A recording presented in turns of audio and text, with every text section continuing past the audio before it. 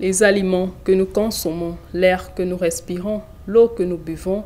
bon nombre de médicaments qui sauvent des vies et le climat qui rend notre planète habitable proviennent tous de la nature.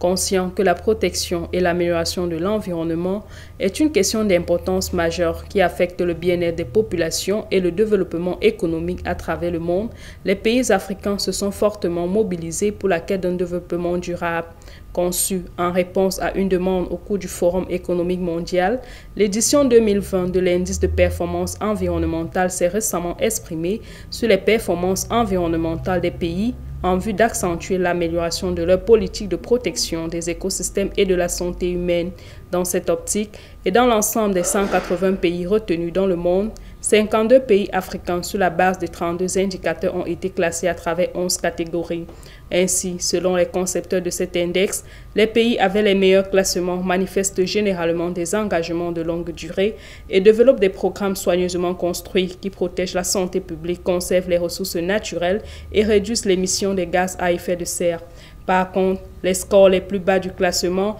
sont alloués à des pays qui sont aux prises avec une gouvernance faible. Ces scores faibles suggèrent un besoin d'efforts nationaux de soutenabilité environnementale sur un certain nombre de fronts, notamment la pollution de l'air et de l'eau, la protection de la biodiversité et la transition vers l'énergie renouvelable. Au niveau mondial, le Danemark émerge en tête de classement, la France en 5e place et les États-Unis se situent à la 24e place, bien loin de leurs concurrents chinois qui se retrouvent dans les profondeurs du classement à la 120e place. En Afrique, le classement de tête est occupé par les Seychelles, la Tunisie en 2e place, le Gabon en 3e place, puis l'île Maurice suivie de l'Algérie.